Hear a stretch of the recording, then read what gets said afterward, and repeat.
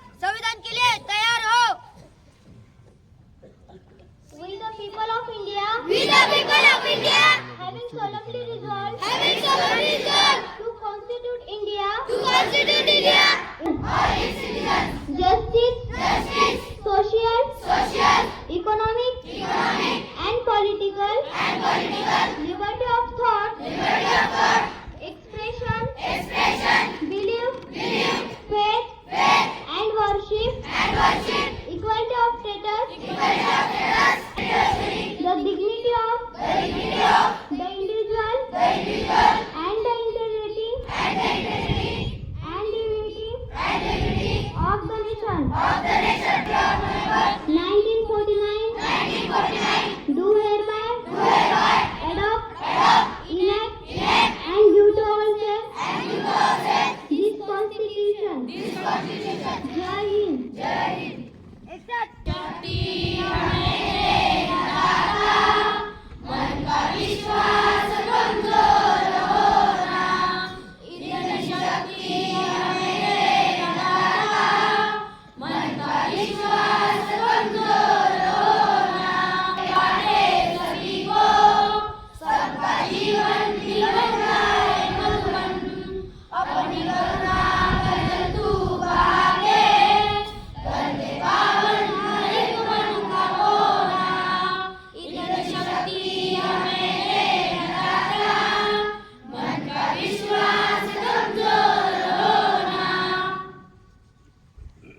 A small thought can change our life. So I would like to call my friend Samruddhi to take today's thought. Good morning everyone. Today's thought: education is the most powerful weapon you can use to change the world. Thank you. Thank you, Samruddhi. Many incidents are happening around us. Some are aware, some are not aware. So I would like to call my friend Nikita to take today's news headlines. Good morning friends. Today's news. First, international news. Afghanistan criticizes Pakistan-US strike for civilian casualties. Second, winning Kabaddi World Cup 2025. Thank you. Thank you, Nikita. English song language is not her language, but some words are in this language. So I would like to call my friend Swati to take today's hard word. Good morning friend. Today's hard word. First, fasting means upasmar. Second, liver means yukut. Third, drawback means those. Fourth, union means ekta. Thank you. Thank you, Swati. General knowledge is the key of success. So I would like to call my friend Vaishnavi to take today's GK question. Good morning friends. Today's GK question. First, which is the national river of India? Answer Ganga. Thank you, Vaishnavi. I hope you enjoyed today's assembly. Thank you and have a smiley day. 26 November हा दिवस आपण संविधान दिन म्हणून साजरा करत असतो. आजच्या या दिवशी 26 नोव्हेंबर 1950 रोजीपासून आपलं हे जे संविधान आहे हे संविधान आपण अंगीकृत केलं आणि या संविधानानुसार आपल्या देशाचा राज्यकारभार हा चालू झाला. बघा, कोणती इन्स्टिट्यूशन असो, स्कूल असो, देश असो, या सगळ्यांना एक रन करण्यासाठी रोजचं जे दैनंदिन काम आहे ते चालवण्यासाठी काही नियम, काही नियमावली असतं. त्याचप्रमाणे देश चालवण्यासाठी सुद्धा काही नियमावली असते आणि ती नियमावली आपल्याला सुद्धा असावी. असं जेव्हा आपला भारताचा स्वातंत्र्य लढा चालू होता त्यावेळेस आपले जे काही फ्रीडम फायटर्स होते त्यांना याची जाणीव झाली की आपला देश स्वतंत्र झाल्यानंतर आपला देश आपल्या मताप्रमाणे चालावा, आपल्या भारतीय लोकांच्या गरजेप्रमाणे चालावा. मग त्यासाठी आपल्याला सुद्धा आपली घटना असावी. कारण की आपल्यासाठी जे काही कायदे आहेत, मी 1947च्या आधीच बोलतोय, त्यावेळेस आपल्यासाठी जे कायदे होते ते ब्रिटिश बनवायचे आणि हे ब्रिटिश कुठे बनवायचे? त्यांच्या संसदेमध्ये. आणि ते जे कायदे आहेत ते रोज जे आहेत ते भारतीयांना इथे इम्प्लिमेंट करावे लागत होते. मग या ठिकाणी जे मानवेंद्रनाथ रॉय जे होते यांच्या डोक्यामध्ये कल्पना आली की एक घटना समिती असावी. आपल्या देशाचा जो काही राज्यकारभार चालवण्यासाठी जी संविधान किंवा घटना आपल्याला बनवायची आहे तर त्यासाठी एक समिती असावी. त्यासाठी त्यांनी मागणी, जी क्रिप्स मिशन आलं होतं 1942 मध्ये, त्या क्रिप्स मिशनच्या समोर त्यांनी ही मागणी मांडली होती आणि क्रिप्स मिशनने ही मागणी मान्य केली की ठीक आहे, तुम्ही तुमच्या देशासाठी घटना समितीची काय करा, स्थापना करा. आता यामध्ये 26 नोव्हेंबर हा जो दिवस आहे हा आपण म्हणजे का असं, म्हणजे या दिवशी आपण संविधान दिन साजरा का करतो? तर याची पण एक पार्श्वभूमी आहे की एक लाहोरचं अधिवेशन भरलं होतं 1929-30 मध्ये, जे आता पाकिस्तानमध्ये आहे. त्यावेळेस त्या अधिवेशनाचे म्हणजे इंडियन नॅशनल काँग्रेसचे जे अधिवेशनाचे जे नेते होते पंडित जवाहरलाल नेहरू यांनी त्यावेळेस संपूर्ण स्वातंत्र्याचा जी मागणी आहे ती मागणी त्या दिवशी केली होती. आणि हीच गोष्ट लक्षात घेऊन, म्हणजे हा दिवस आपल्यासाठी खूप महत्वाचा आहे, म्हणून या दिवशी ही जी घटना आहे ही घटना आपण स्वीकारलेली आहे. तर यामध्ये ही जी घटना आहे ही घटना तयार करण्यासाठी एक समिती जी बनवण्यात आली होती. त्या समितीचे जे अध्यक्ष होते, घटना समितीचे, ते डॉक्टर राजेंद्र प्रसाद होते. मसुदा समितीचे जे अध्यक्ष होते ते डॉक्टर बाबासाहेब आंबेडकर होते. त्यानंतर यामध्ये के.एम. मुन्शी होते, सरदार पटेल होते, राजेंद्र प्रसाद स्वतः अनेक समित्यांचे ते या ठिकाणी सदस्य होते. तर 1946 मध्ये हे जे कॅबिनेट मिशन होतं, ह्या कॅबिनेट मिशनने परवानगी दिली आणि त्यानुसार या घटना समितीचं काम सुरू झालं होतं. तर ही जी घटना समिती होती, या घटना समितीचं काम जवळपास 2 वर्ष 11 महिने 18 दिवस चाललं होतं. किती? 2 वर्ष 11 महिने 18 दिवस या घटना समितीने काम केलं होतं. आणि या आपल्या देशासाठी जे काही कायदे आहेत ते कायदे बनवण्याचं काम या ठिकाणी सुरू केलेलं होतं. तर यामध्ये प्रत्यक्षामध्ये इतर जे सदस्य होते, महिला सदस्यांचं सुद्धा या ठिकाणी नाव घ्यावं लागेल. दुर्गाबाई देशमुख आहे, सुचेता कृपलानी आहे, हंसा मेहता आहेत, विजयालक्ष्मी पंडित आहेत, सरोजिनी नायडू आहेत. ह्या सुद्धा ह्या घटना समितीच्या काय होत्या, म्हणजे सदस्य होत्या. यामध्ये जवळपास या घटना परिषद जी आहे, आता मी घटना परिषद म्हणतो, घटना सभा म्हणजे सभा बोलतो, तर तो शब्द एकच आहे. तर यामध्ये जवळपास 165 बैठका झाल्या. या घटना समितीच्या ज्या बैठका आहेत ना आपल्या संविधान लिहिण्यासाठी, यांच्या 165 बैठका झाल्या.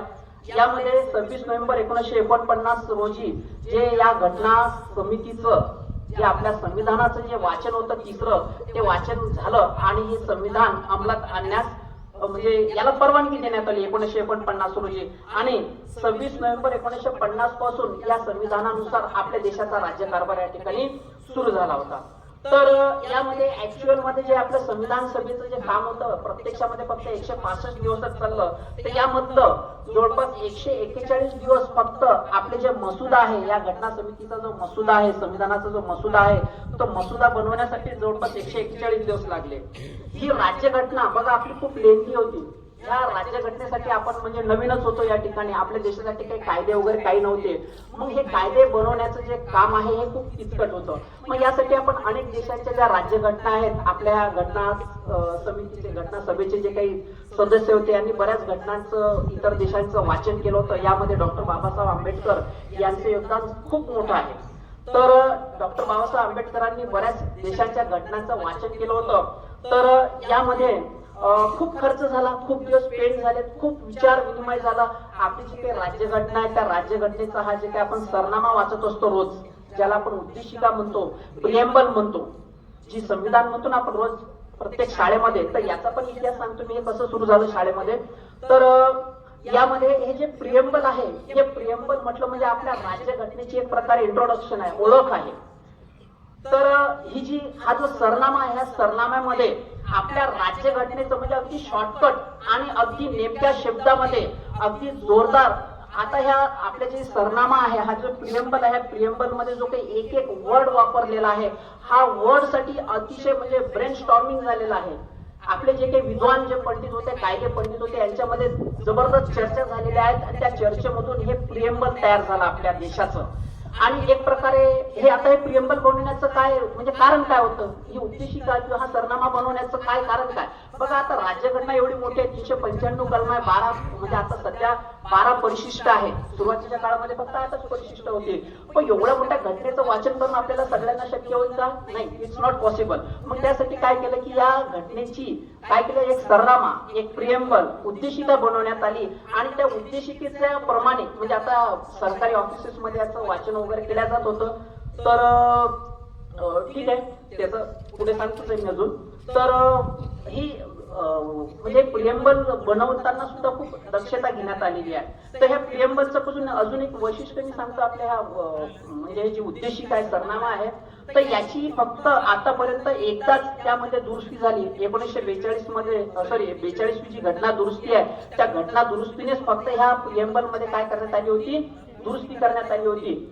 तर यामध्ये आपण जे धर्मनिरपेक्षता, समाजवाद आणि एकात्मता हा जे काही शब्द वापरतो या प्रियम्बल मध्ये, तर हे शब्द हे 42वी जी घटना दुरुस्ती झाली त्यानुसार त्यामध्ये टाकण्यात आलेले आहे. सुरुवातीला हे राज्यघटनेमध्ये हे शब्द नव्हते, धर्मनिरपेक्षता, समाजवाद, तर हे शब्द त्यामध्ये होते. आता समाजवाद म्हटलं म्हणजे हा रशियाचा किंवा चीनचा समाजवाद नाही, तर हा समाजवाद जो आहे हा महात्मा गांधी आणि पंडित नेहरू यांच्या विचारातून जो समाजवाद आला होता, तो समाजवाद या ठिकाणी अभिप्रेत आहे.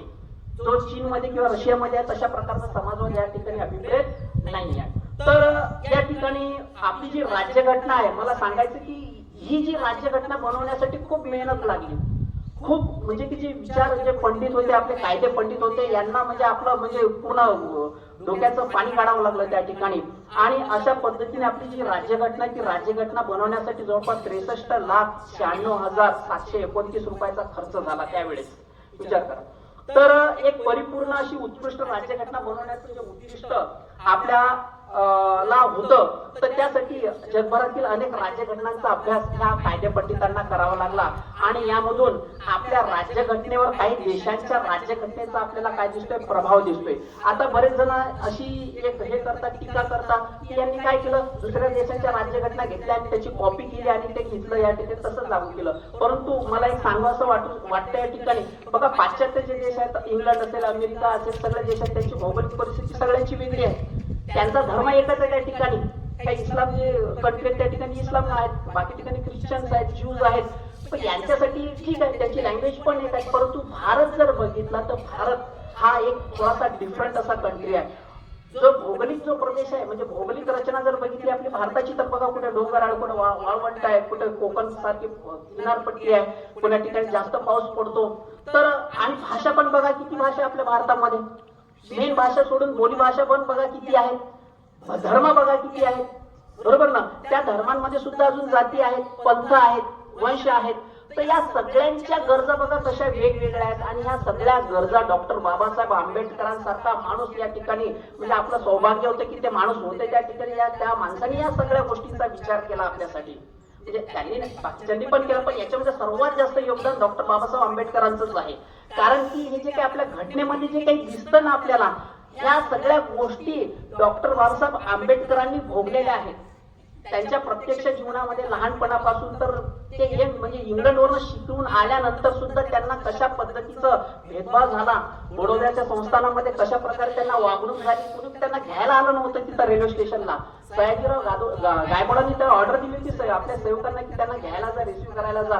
कोणी गेलं नाही. डॉक्टर बाबासाहेब आंबेडकर मध्यरात्री त्या म्हणजे एक पार्शलचं एक हे होतं, आश्रम शाळा होती, तर तिथून काढून टाकलं. जेव्हा त्यांना कळलं म्हणजे डॉक्टर आंबेडकरांनी आपलं म्हणजे धर्म, जात, नाव सगळं म्हणजे खोटं सांगून त्या ठिकाणी राहिले होते, पण त्या लोकांना कळलं की म्हणजे महार आहेत आणि त्यामुळे त्यांना लगेच रात्रीला त्याचं सामान वगैरे काढून फेकून दिलं. अक्षरशः डॉक्टर बाबासाहेब आंबेडकर एक गार्डन आहे, जर तुम्ही कोल्हापूरला गेले बडोद्याला गेले तर त्या गार्डनला तिथं डॉक्टर बाबासाहेब आंबेडकरांचा एक पुतळा आहे, त्या झाडाखाली, ज्या झाडाखाली ते बसले होते, त्यांनी ते विचार केला की मी एवढं परिश्रम केले, एवढं शिक्षण घेतलं, एवढ्या 32 डिग्र्या होते त्यांच्याकडे, 32, जवळपास 7 की 9 लँग्वेजेस डॉक्टर बाबासाहेब आंबेडकरांना येत होत्या आणि इंग्लंडमध्ये, अमेरिकेमध्ये राहिलेले होते आणि त्या ठिकाणची जी काही समानता वगैरे आहेत, नागरी हक्क वगैरे, या सगळ्या गोष्टींची त्यांना जाणीव होती आणि भारतामध्ये आल्यानंतर परत त्यांना ते डिस्क्रिमिनेशन फेस करावं लागलं, बरोबर ना. मग त्यांनी त्या ठिकाणी विचार केला की जर माझी जर कंडिशन अशी आहे, मी एवढं एज्युकेटेड असून सुद्धा माझी जर कंडिशन अशी आहे, तर बाकीच्या लोकांची कशी असेल. तर ह्या घटनेचा प्रभाव किंवा त्यांच्या जीवनामध्ये जे काही गोष्टी घडल्या त्यांचं एक प्रतिबिंब आपल्याला राज्यघटनेवर दिसतं आणि त्याचे खूप म्हणजे चांगले फायदे आपल्यासाठी आहेत. बघा, भारत म्हणजे अजून एक सांगायचं महिलांसाठी की भारत असा हा देश आहे एक की जो स्वतंत्र झाल्याबरोबर जेव्हा आपली घटना समिती स्थापन झाली किंवा आपलं जे संविधान लागू झालं, त्या संविधानामध्ये महिलांना सर्वात आधी मतदानाचा अधिकार देणारा पहिला भारत देश आहे. बघा, बाकीच्या इंग्लंड असेल, अमेरिका असेल, फ्रान्स असेल, या ठिकाणी लोकशाही, स्वातंत्र्य, समता, बंधुता या सगळ्या गोष्टी होत्या, पण स्त्रियांना त्या ठिकाणी लढाई करावी लागली. अमेरिकेमध्ये, इंग्लंडमध्ये लढाई करावी लागली महिलांना मतदानाचा अधिकार मिळवण्यासाठी. पण भारतामध्ये लगेच आपल्याला दिले सगळ्यांना, फक्त महिलांचंच नाही, सगळ्या जाती धर्माचे जेवढे काही लोक असतील त्या सगळ्यांना समानतेने वागवण्याचा एक आपला म्हणून आपण की एक गॅरंटी दिली, ॲश्युरिटी दिली आपल्या संविधानाने की सगळ्यांना इक्वेलिटी प्रमाणे आम्ही काय करू, या ठिकाणी कायद्याचं राज्य असेल आपल्या देशामध्ये. तर आपल्या देशामध्ये जी काही संविधान आहे त्या संविधानावर म्हणजे कोणकोणत्या देशाचं प्रतिबिंब आहे. आता हे जसेचे तसे हे तिकडच्या देशाचे जे काही आहेत राज्यघटनेमधले जे काही कलम आहेत ते जसेचे तसे आपल्याकडे आणले नाही त्या घटनेमध्ये, कारण की मी अगोदरच बोललो की आपल्या देशाची जी कंडिशन आहे ती वेगळी होती आणि त्यानुसार त्या कायद्यांना किंवा त्या कलमांना आपल्या देशाचं रूप किंवा आपल्या देशानं रूप त्या कायद्यांना एक म्हणून आपण त्याला रचना किंवा रूप द्यायचं काम होतं, ते आंबेडकरांनी केलं. तर यामध्ये इंग्लंडची जी राज्यघटना आहे त्या राज्यघटनेमधून आपण सांसदीय शासन पद्धती घेतली, म्हणजे आपण जे संसद आहे, संसदेचे जे 2 सभागृह आहेत, एक राज्यसभा